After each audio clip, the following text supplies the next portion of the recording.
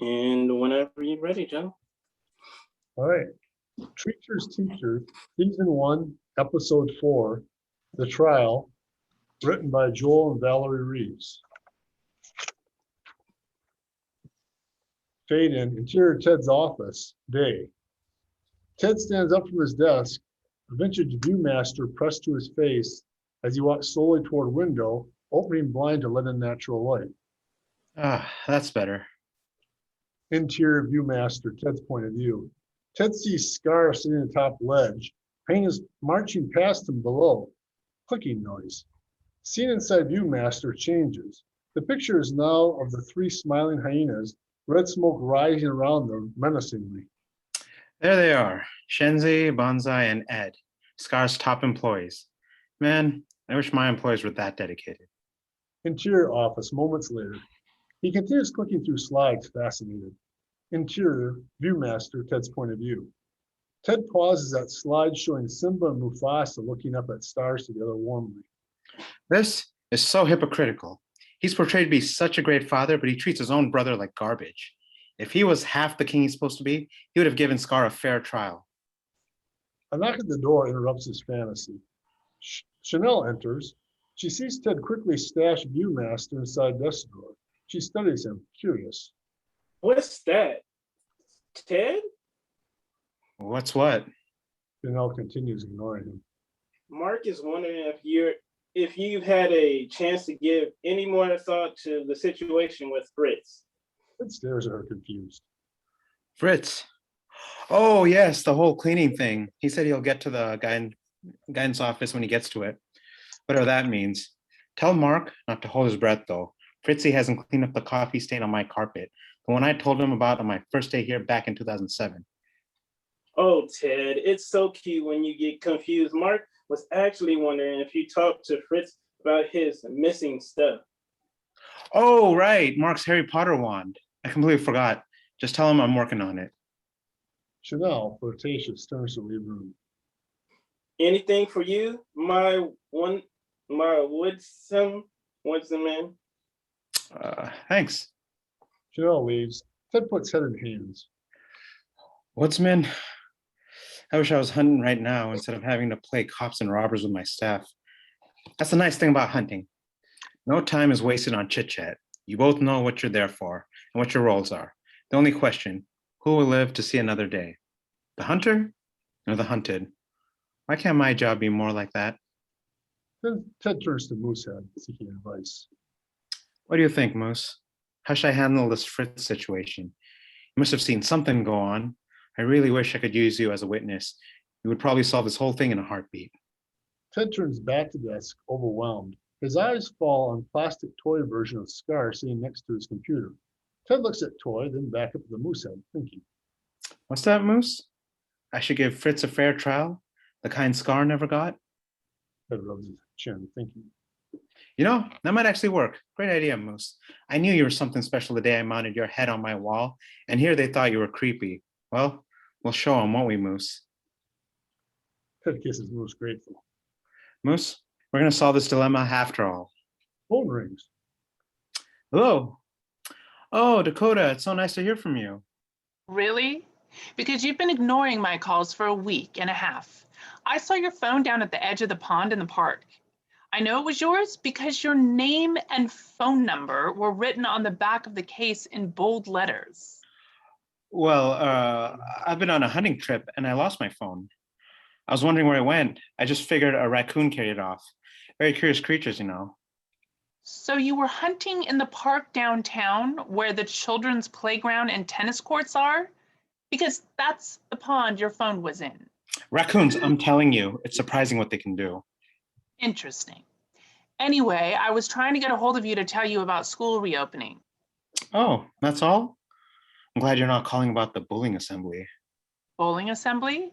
What do you mean? Did something happen? No, nothing out of the ordinary. Okay. Anyway, the school is going to be deep cleaned. We're bringing in a professional cleaning crew that was certified by the state. They'll be here tomorrow, and I need you to let your staff know the school will be inaccessible this weekend so we can open up sometime late next week. Yeah, sure thing. Good. I'm counting on you, Ted. Ted hangs up. Looks like the trial is going to be on Monday. The kids will love it. Leans back in his chair, gazing fondly up at Moose. Exterior trailer park entrance day. Beat up Hummer approaches entrance. Interior Hummer. Archie peers toward newly installed privacy wall, curious. No-eyed Nellie, the driver, stops before fortified entrance, reaches out window, punches in code. The gate slowly swings open. Wow. Is this a trailer park or a gated community? We call it the compound. Like it? It was the boss's idea. She considers us all family and she wants to keep us safe. She calls us her children. All of us. Makes sense, I guess. No telling what sorts of weirdos might wander in off the streets these days. Hummer enters compound. Archie takes it in his surroundings. A wretched trailer park with dozens of old trailers scattered about. A series of roads wind through it, the main one leading to an extravagant stronghold that appears completely out of place. As the Hummer creeps through park, faces peer out of trailer windows watching. Archie gazes back uncomfortably. Are all of the people around here so nosy? Listen to what No-Eyed Nellie tells you. We're family. We watch out for one another. Got a problem with that? Archie stares at her alarmed. He tries to change the subject. Oh, no, of course not. Say, I couldn't help but notice the patches on your eyes. I was wondering if, Nellie glares at him, apparently offended. Nobody asks No-Eyed Nellie that question. Archie looks at her nervous. sorry, I didn't mean to pry. Nellie parks in front of Stronghold, stone-faced. Just forget I said anything. Look, here we are. I can't wait to meet the boss, become an official member of the organization. Archie reaches for door handle hurriedly, desperate to get out. Nellie presses switch and doors lock. No-Eyed Nellie lost her eyes to the sun. What? Nellie tilts her head back, gazing skyward, remembering. It was 2012. The reckoning of the Ojuvula was upon us. The chosen ones said that they were coming for us. No-Eyed Nellie and all. All we had to do was stare hard up at the sun just as the planet plunged into darkness. Then we would witness our saviors and be brought to paradise. Nellie lowers her head, disappointed. Nellie really believed it to be so. We would be leaving for paradise at last. She even nabbed the best binoculars from the military surplus store to make sure she didn't miss anything. Nellie snuck past 3 alarms and 2 armed guards for him. Then she waited and waited and waited, but the ship never came. Archie studies her, concerned. They make special glasses for that, you know. They're called solar eclipse glasses. Nellie glares at him. Why, I ought to feed your smart mouth to the dastardly 7-fanged Kerm, enemy of Ujuvula and destroyer of the world. Keep your mouth closed if you know what's good for you, or No-Eyed Nellie may seal your fate. Oh, right. I read about them in the boss's second book. Dark entities of the cosmos and fierce enemies of the Ujuvula. They sound really horrible. They are, newbie. They sure are. The chosen one told me herself about how she barely survived an attack by the Kerm upon her first visit with the Ojuvula. Yeah, duh, everyone knows that. It's in chapter 3 of her book. I have the whole thing memorized. Nellie glares at him. Listen to what No-Eyed Nellie tells you. Keep your mouth shut, Kerm bait. Nellie points the fob at the trunk and presses a button. There's a soft whir and clicking. The trunk doesn't open. Kerm droppings, not again. Presses the remote a few more times, annoyed. Nothing happens. Archie heads toward back of truck. Hold on, I've got this. Archie bangs in the trunk lid. It pops open. He looks pleased. Stop grinning like a bug-free baboon and get your gifts out. We're already late, and listen to what No-Eyed Nellie tells you when she says you don't want to keep the boss waiting. Alarmed, Archie quickly gathers the stolen items from the trunk and sets them on the pavement. He picks up one of the boxes and rushes after Nellie up the steps to the front door. Nellie rings the futuristic doorbell. The door slides upwards. Dominique, a tall, statuesque woman, stands in the doorway. Her body is wrapped in a tinfoil dress with a strange futuristic badge in one breast pocket. Her face and head are covered in a steampunk mask, her voice amplified through the mouthpiece, echoing and irritatingly loud. Ah, it's you, Nellie. You're running a little late. Many apologies, chosen one. Nellie points at Archie accusingly. It's his fault. Dominic gazes at Archie, sizing him up. Ah, a new disciple of the Ojuvula? Welcome, disciple. Tell me what skills you offer to aid the Ojuvula. Archie bows. Oh, great one. I am humbled to be in your presence. I have all of your books memorized. I have been following you on my social media. When I heard on one of my threads that you were in need of an information technology specialist, which of course is my specialty, well, I just knew this was exactly the place I was destined to be. Most wonderful. I was getting worried we wouldn't find anyone who'd be able to destroy the source of electricity to the factory next door, allowing us to safely escort the Ojovla to the sacred parking lot. It's the perfect size and the material composition for their ship. Archie runs to the window and stares at the factory with a full parking lot. Excited.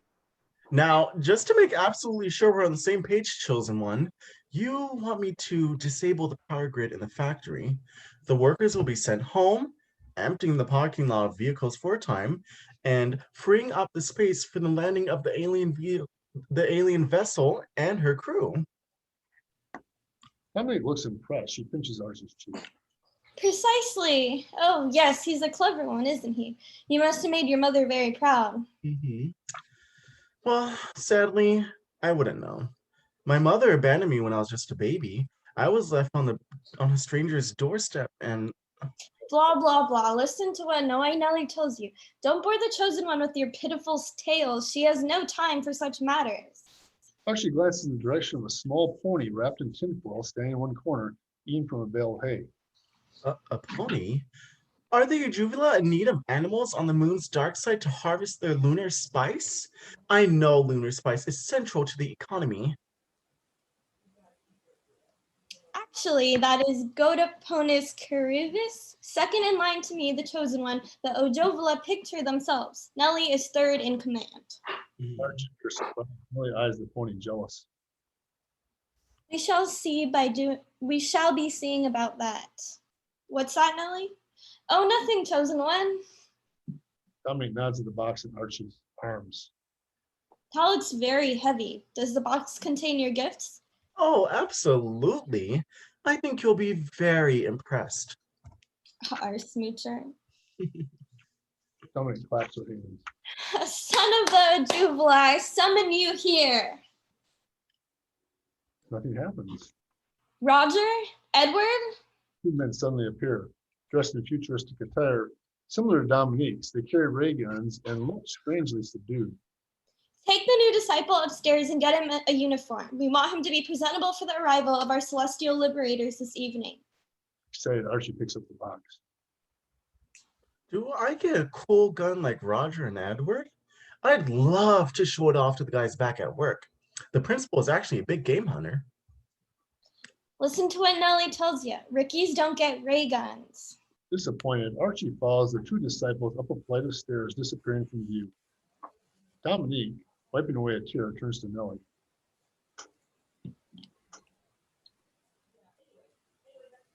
Oh, Nelly, I know I shouldn't, but I'm already getting attached to this one. Don't you do it. You know the plan. I know. He's destined to be a consort of the Ojuvula. He must not be tainted by a human, or else all will be lost. Interior gymnasium later that day. The gym is arranged like a courtroom. Ted, wearing a colonial magistrate's white wig and black robes, sits on a stool at the front of the room. Staff gathers in a room and sits around a large table, confused. Ted, why is everything set up like a courtroom? What's going on? What's with the wig? And when did I get my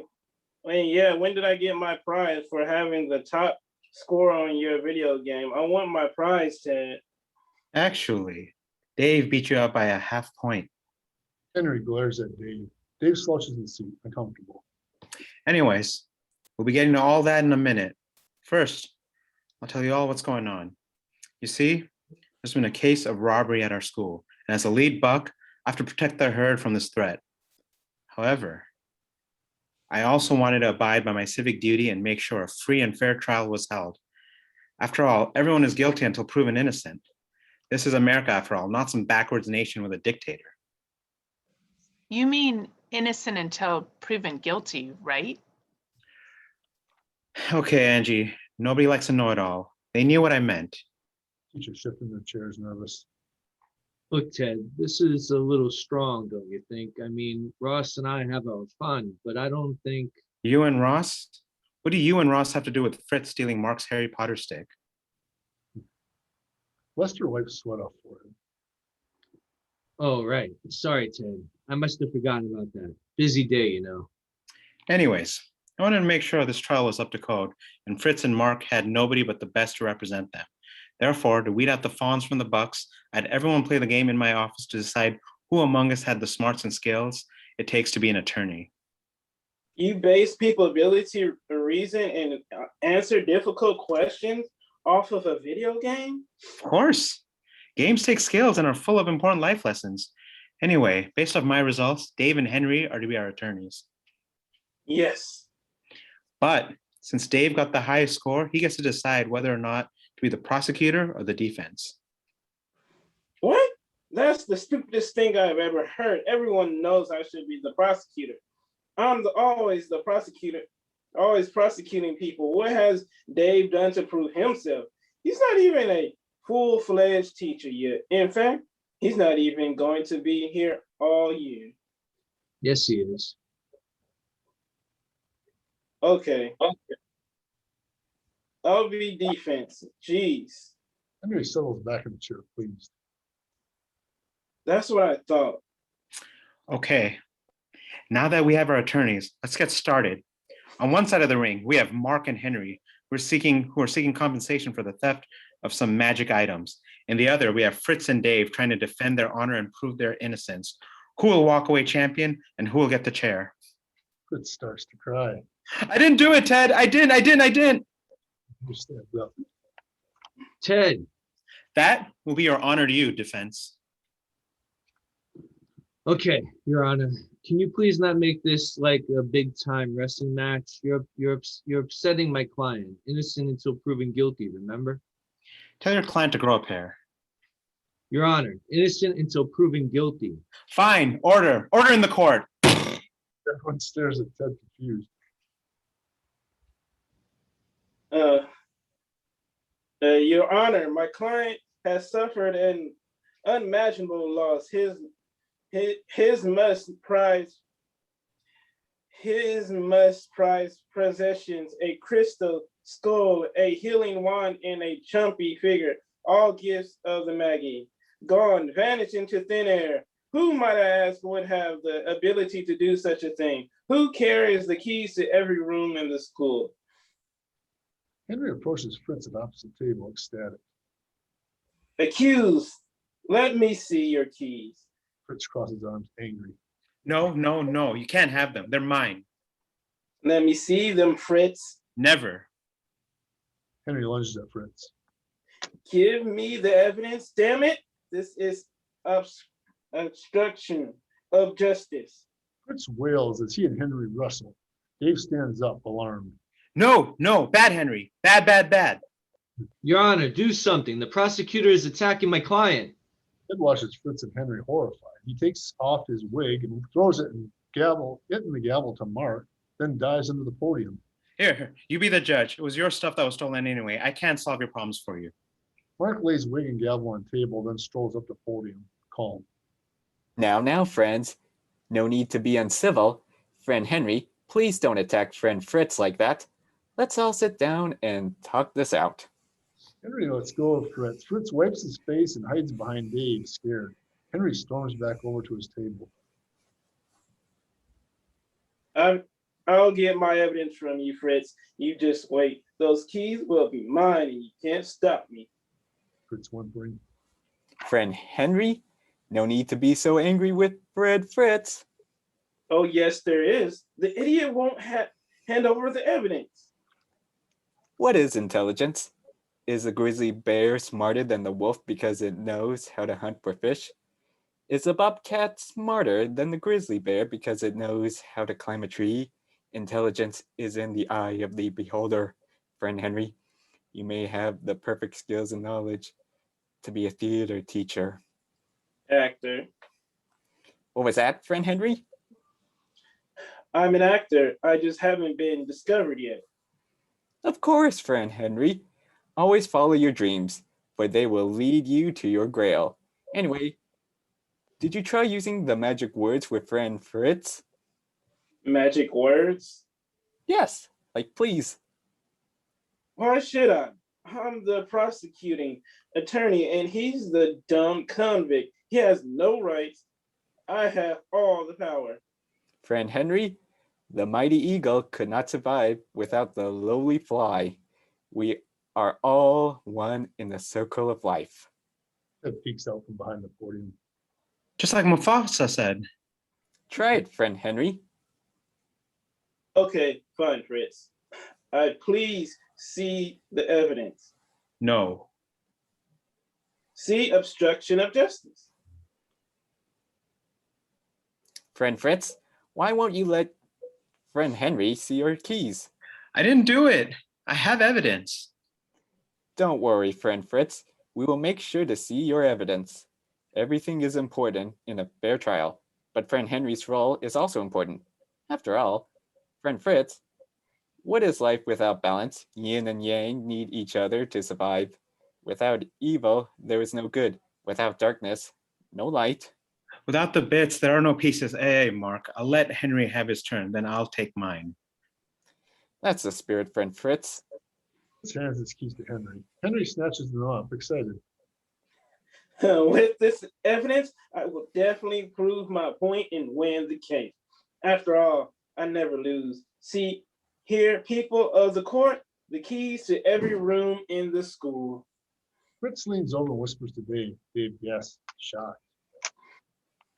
Nobody else has this kind of access. Besides, Fritz wasn't at the bullying assembly, and God knows once he's in the custodian closet, he could have easily snuck around and taken everything. Fritz, my good people, is without doubt. Dave stands up.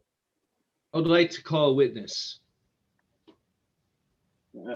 Witness? What witness? Nobody saw anything. The defense has clearly gone mad. I would like to call Fritz's robots to the stand. Ted snatches the gavel off table, knocking it repeatedly.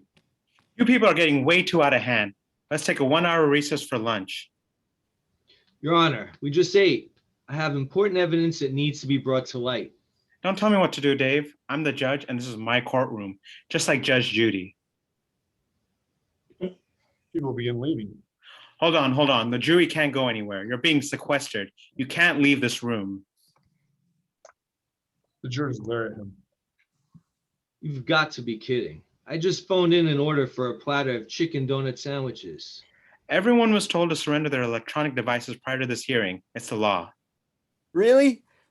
I've never heard of that law. What kind of kangaroo court is this anyway? I told you, you should have made me the judge. I don't even get to be the bailiff. Every court needs a bailiff or else chaos reigns. Ted bangs the gavel, frustrated. Listen to yourselves. You're acting like children. Stop arguing and go get your second lunch. Ted throws down his robe, frustrated. Fritz turns to Dave. When do I get to show my robots, Dave? Soon, Fritz, I promise. Dave? Yeah, Fritz? Henry did good. Do you think they'll find me guilty? I'm afraid of jail, Dave. It's all right, Fritz. Chanel picks up Ted's robe, handing it to him. She rubs his shoulders. You seem really stiff. I have some lavender lotion in my car. Ted gazes up at the ceiling. Yeah, you're right. We should probably adjourn for the day. I'm gonna get home in time to watch the virtual buck poll on the local news. I want to see if they posted a picture of my 10-point yet. Chanel looks disappointed. Ted claps his hands, shouting. Hey, everybody, listen up. Change of plans. Go home, get some rest, have a nice meal. Come back at 8 o'clock sharp tonight, and we'll finish the mysterious case of Fritz Sterling versus Chino Lakes High School. Everyone leaves. Ted remains trying to shut off projector. Darn it. Where's Archie when you need him? He yanks plug out of outlet, leaves. Exterior trailer park, dusk. The garage door on the stronghold opens, revealing Archie, Roger, Edward, Nellie, and Dominique, and the sacred pony, decked out in tinfoil and futuristic helm. Roger hoists a large rune-engraved horn into the air. Edward inhales and blows into the horn. The sound of the horn shatters the silence, echoing. Moments pass, trailer doors open, husbands, wives, and dozens of children and teens appear, holding flashlights and banners with the UFO cult emblem emblazoned on them. Archie turns to Dominique and Nellie. Uh-huh. So that's what happened to our students. Ted thought they dropped out. Ted, The principal at the school where I work. do you think this Ted would like to join us and become an honored consort of the Ojuvla? Oh, I don't know, chosen one. He's more the hunter-gatherer type. I don't think he's involved to please the celestial immortals, and I doubt, given his primitive state, that he would be admitted into their fabled cluster domes. Aye, I see a well-read in the sacred texts. Oh, yes, of course. I am blessed with a photographic memory and a very high IQ as well. Is there anything else you'd like to know about me? Nellie glares at him, jealous.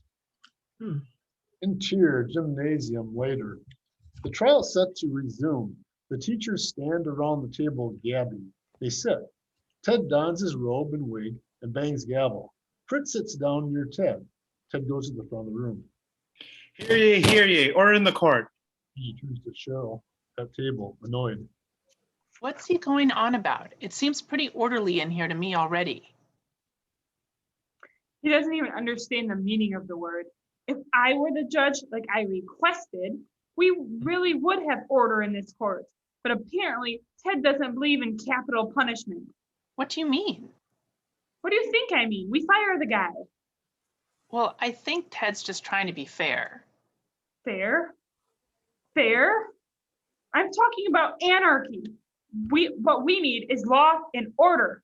We need to make an example of this shady custodian to set a no-nonsense tone around here. You watch. If they let Fritz off, pretty soon anything goes, and this school will be robbed blind. Angie slumps down in her chair, awkward. Meanwhile, up front, Dave is getting ready to address the court. If it pleases your honor, I would like to bring some surprise witnesses to the stand. Fritz sits forward in his seat, excited. Sure. But I need to have their names to make it official. Dave looks towards Fritz. Blinky, Flutters, and Buggy Boo. Fritz confused. Wait, what? Fritz pulls out a strange device and starts pressing buttons. The whir of mechanical wings and the scraping and clickety-clack of metal feet are heard, growing louder. The teachers look about nervous. The students on Zoom watch, fascinated. So this is how it all ends? Moments later, a ceiling tile falls, narrowly missing Ted. A winged robot descends. A drain in the floor begins to unscrew and pops open. A second robot, shaped like a spider, climbs out and runs across Henry's feet.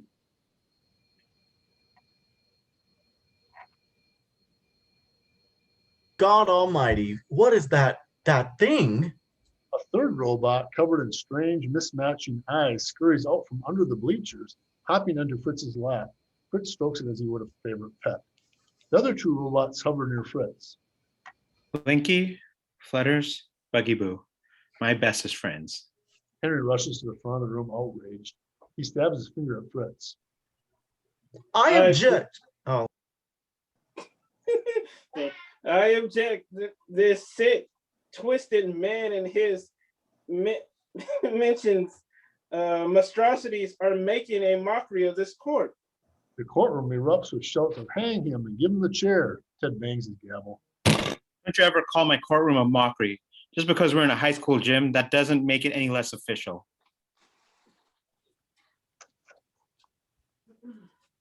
I told you to let me be the judge. I would have hired a bailiff, and he would have shot Henry when he got out of line. We don't need to spend extra money on a bailiff, whatever that is. I watched several episodes of Law and Order and read the Spark Notes for Crime and Punishment last night. I'm practically an expert. This whole thing is a sham. Everyone starts talking at once again. Mark stands and holds up his arm, speaking calmly. Please, friends, a man's livelihood hangs in the balance here. Let's just take a moment to reach inside and let our souls take astral flight. I want everyone to take a deep breath and then let it out. They glare at him, grumbling. Mark sits. May we proceed with our evidence, Your Honor? You may. Henry throws up his arms, exasperated. Thank you, Your Honor. I have something I'd like the court to see. Fritz releases the drone. It flies to the center of the room and hovers. A camera lens appears through a small opening in Flutter's head. Light streams out, projecting movie clips onto the gym's big screen. A series of shots. Archie sneaking about inside the darkened art room, rifling through a cupboard, finding tablet, surprised by robot, stuffing device into pocket. Archie stealing laptops from yearbook classroom, sneaking into Mark's office and placing Mark's wand and other special belongings into box, quickly walking out. Archie carrying box out to rusty Hummer, shoving it into the back, getting inside, truck schooling out of parking lot. Interior gymnasium moments later. Mark sits at the juror table, furious. Jennifer, noticing his anger, pats Mark's hand. Breathe in, breathe out, just like Yogi Zopa told you. I can't believe it. It was Archie all along. Henry slumps forward, elbows on the table, head in his hands, defeated. The robot returns to Fritz's side. Damn, I really thought it was going to turn out to be Cheryl. What did you say, Ted? Nothing. Well, I guess that's all we needed to see. Ted turns to look at Fritz. You may step down. Fritz follows Dave to the defense table, his 3 robots hovering around him. Let's get this over with. It's time to vote. The jury deliberates for a few minutes. Cheryl stands. Are you ready to deliver the verdict, jury lady? Yes, Your Honor. The jury finds Fritz, the janitor, not guilty. Fritz hugs Dave, elated. The students on Zoom cheer. Henry growls and leaps to his feet. You can't handle the truth. Ted gazes at him, unimpressed. I just knew you were going to do that. Now, I'm going to have to hold you in contempt. I'm going to sentence you to 3 weeks of lunch duty with Cheryl. Henry looks horrified. Can I just make a public apology or pay a fine or bring cookies for the whole staff to the next professional development meeting? Come on, Ted. This is cruel and unusual punishment. Ted bangs. I've made my decision, Henry. Ted gazes at Cheryl. She glares back at him. I thought you said I would be too soft on crime. From now on, I want to be known as Ted No Nonsense Glick. He pauses to let that sink in. Ted struts over to the projector, tries unsuccessfully to shut it off for several seconds, then yanks the plug out of the wall. Dave, Mark, Jennifer, Fritz, meet me in my office in 5 minutes. We've got some unfinished business to take care of. Oh, that's right. The kids will be back soon. We need to create a welcome back banner and buy everyone a pencil box. Ted stares at her, puzzled. That's why I love you, Chanel. You're always there to do the heavy lifting. Chanel looks pleased. The teachers disperse, Mark catching up with Ted, curious. What is it, friend Ted? What is it, friend Ted?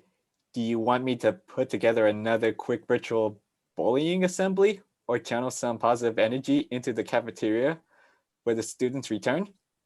Dave, Jennifer, and Chris join them. No, this is something much, much, much bigger. I'm forming a hunting party.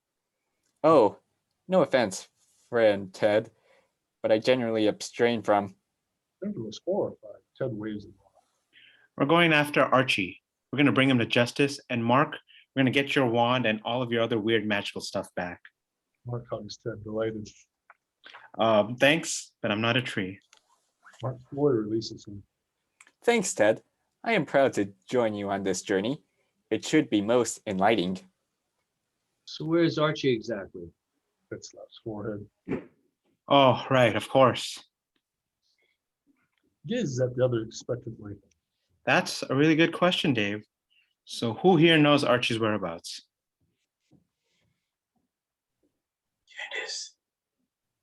Candace? No, she don't. We just assumed you knew. I mean, you're the one who organized all this. Maybe we should have cut the band program after all. Jennifer glares at him, exasperated. Blinky knows. Blinky? You mean one of those creepy little whirly gigs? The others stare at Fritz, curious. Fritz presses a button on his remote control and Blinky crawls quickly to him, the robot's multiple eyes blinking. Fritz presses a button on Blinky. A ticker tape begins printing, sliding out of a slot in Blinky's mouth. Fritz carefully tears it off. It shows a lengthy list of numbers and cardinal directions. He hands it to Ted. Ted gazes at it, puzzled. What's this gibberish? Come on, Fritz, we're trying to catch a criminal. I don't have time for games. Dave looks at the ticker tape. Wait a minute. These are coordinates. Does anyone have a navigation app? I do, Fred, Dave. Let me punch the numbers in, shall I?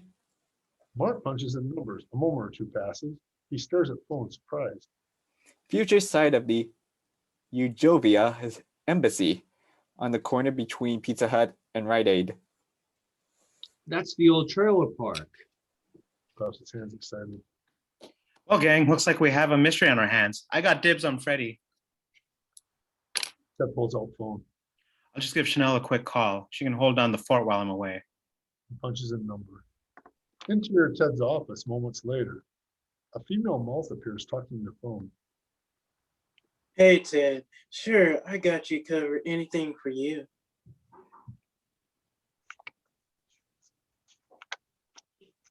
Camera draws back to reveal Cheryl sitting at Ted's desk. She hangs up phone. I'm gonna make sure there's some real changes made around here. No more Mr. Nice Guy. She drops Ted's nameplate into waste paper basket, replaces it with one of her own. Interior gymnasium. Ted exits quickly. Others follow, robots chasing after Fritz. Exterior trailer park later. The cult marches along the road toward the back of the compound. They reach the edge of the property, overlooking a busy factory and parking lot filled with vehicles. There it is, Archie, the future landing site of Ujovia. They're due at midnight. Somebody checks watch. Why, it's nearly 11 o'clock now. You better get started. I've asked the entire community here to help with the ritual. Nellie goes to the pony. She opens a pack tied to the pony's back and removes a laptop computer.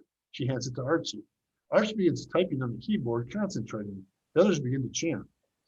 Bring down the grid. Bring down the grid. Bring Bring down down the grid. Ring. Frustrated, Archie holds up his hand.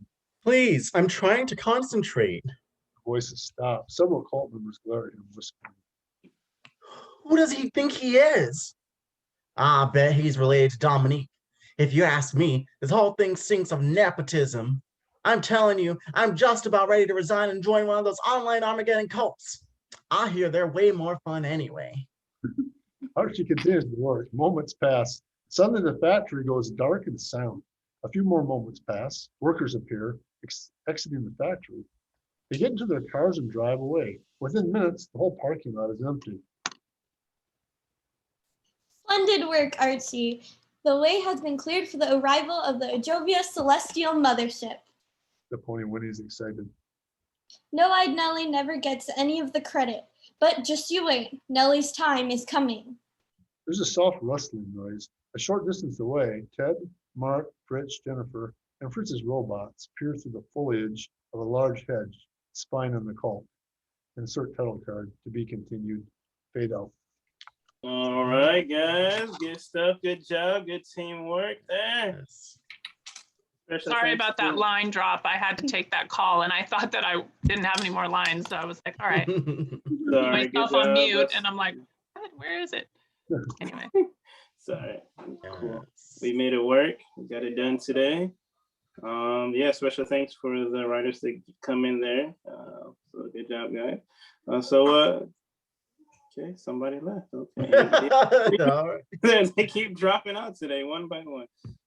Candace, do you want to say something before you go? No, just really good, guys. I mean, it's funny to continue the same characters and see where it's going. And the beginning part was completely different from what we've, been reading from before. So yeah, it was good. It was fun.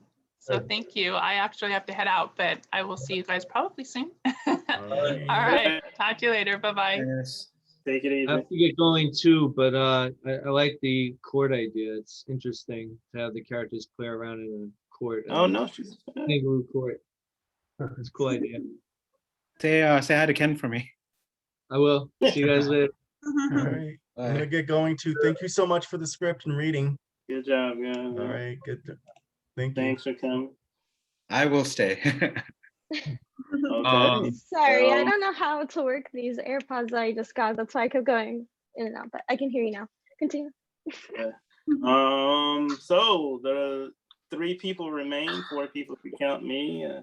You guys got anything more than it was good? I don't know. It's awesome that the plot's thickening and stuff. Archie's finally. He got caught, right? That's what the robots caught him, right? Is that? Yeah. I like that. Whereas like the trial kind of had nothing to do with Archie, right? But he got caught, so that's kind of like everything. Yeah, right. The robots show all the footage of him doing his naughty things behind the scenes. Yeah. Yeah. But the whole point was to find the other dudes like Harry Potter stuff, right? Is that? Yeah, I think twofold, right? It was to bring Archie back, Yeah. make him face justice, so to Yeah, speak, yeah, and also to get Mark's. and get Mark's magic items back. Yeah, Mark's Strange. yeah, that's one. Yeah. I like that. I like that. My only note would be because I know like Ted is very similar to like Michael Scott in The Office. Yeah, And it's like you always see like Michael Scott doing all this like crazy stuff, and you wonder how's he boss? Because he was actually like a really, really good salesman. yeah, Do you have right. something in Ted's history that would suggest that there's a reason why he reached that Good Yeah. point. That's a really position? yeah. Maybe he was a good teacher. I don't know. Like was he a good teacher like in your like history, like in your background for that character? Really good question. Yeah. It's something we were starting to try to develop. Yeah. Not so much in the script, but kind of on paper off to the side. We've been thinking about in fact, we made the change in the name from the lounge to Treacher's Teachers now.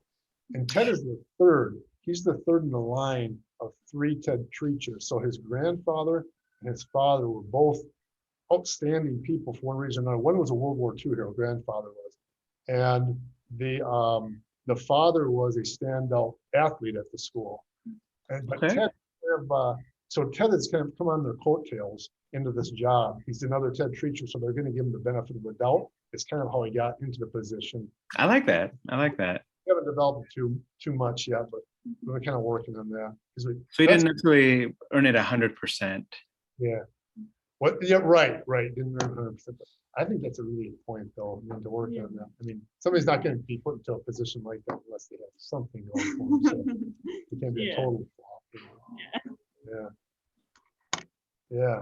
Cool. Yeah, no, it's coming together really nicely. I know, Eli, it's your first time. Jordan, have you seen the script before, like a different episode? Yeah. Yeah. Okay. Yeah.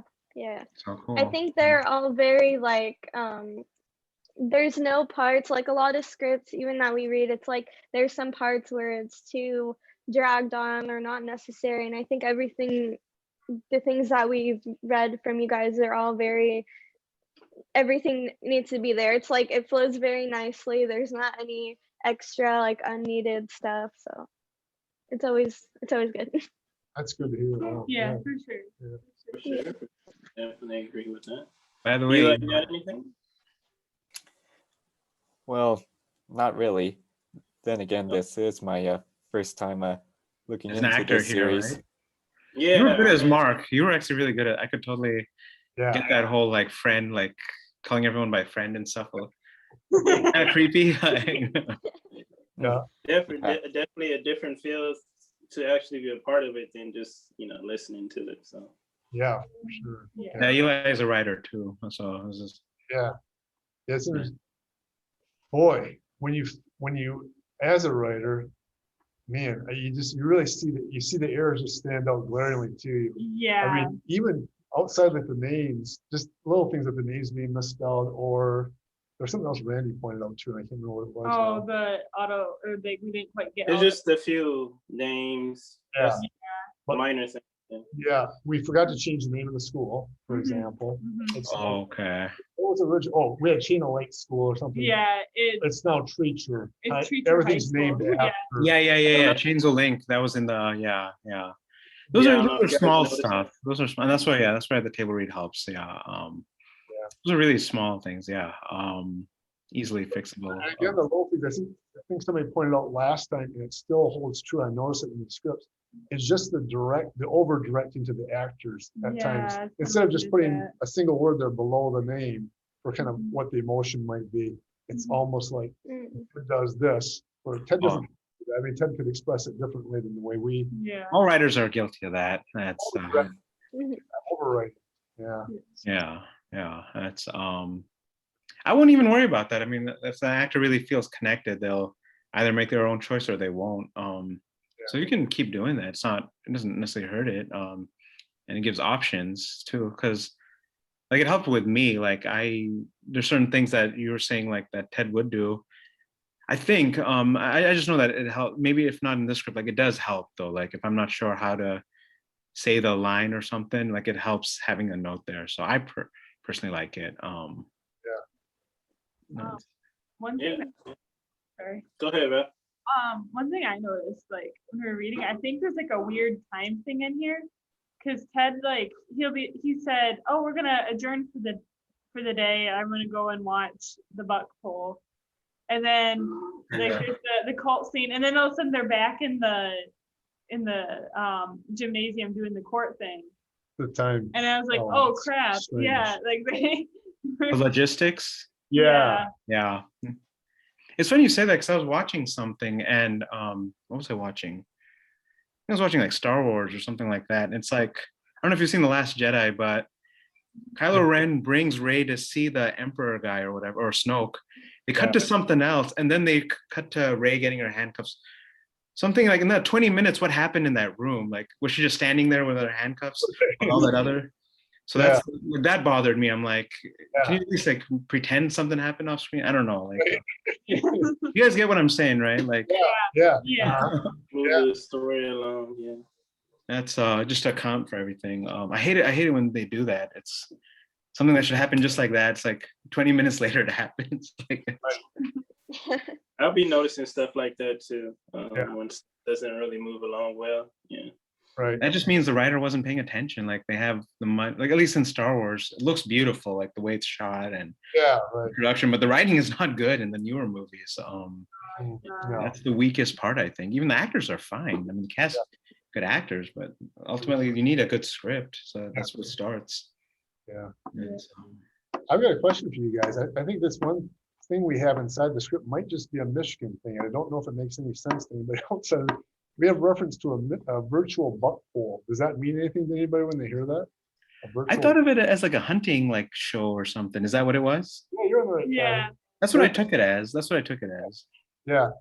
Here in our little town, there's an actual pole with a crossbeam where the hunters, after they shoot their deer, the bigger the buck, the better. They hang them up, for people on display for that time. And we thought okay. Was going on. All right. I would say leave it just the way it is. Yeah. If nothing else, any Michigan viewers will be like, oh yeah, it's that. Like it'll be fun for like, yeah. I also like The Lion King. By the way, the weirdest thing happened. Like the other day, I actually had a dream about hyenas. Such a strange dream. I dreamed that a hyena like killed my dad, and then I got revenge on it and stuff. And I think I tortured it to death or something. I was going in and out. I was going in and out of sleep or something. So, hey, this dream doesn't have an ending, and then I thought of an ending, and then I dreamt it. I don't know. But then like hyenas appear in this story. I'm like, what the hell? Like, what's going on here? It was telling you the future, I guess. Oh god, I hate hyenas. For the longest time, I always thought hyenas were like dog-like creatures, but they're actually more like rats, right? That's like a big rat. They're rodents. They're weird. Yeah, they're a weird. Really weird animal. Weird, like hybrid. Yeah. For the longest time, I thought they were like canines, but they're not. Yeah, that's what I thought too. They're like I looked them up and it's like, oh, hyenas are just like their own thing. I'm like, okay. Like, yeah. I don't like hyenas. There's a line of some kind. I personally have like a huge Lion King obsession. It's been my favorite movie since I was a little kid. So that was my movie as a kid too. Yeah. Yeah, so it'd be hilarious. Ted loved the Lion King, but he was in love with the wrong character. Exactly. No, I caught that. And it's like, why? Fixation on Scar. It's actually a good point. Scar is, especially the new live action one, really shows Scar's pain. Like Scar has his own story going on for sure. Was he actually watching the movie in his little view thingy? I'm guessing me like clips from it, like little like still images. Okay. Mm. Yeah. Okay. Yeah. That's That, cool. that Viewmaster kind of dates me, definitely. There's like in every like you kind of be like Barney, like where every episode there's like a gag of him liking the wrong character, like you said, like in Yeah. he's always rooting for the wrong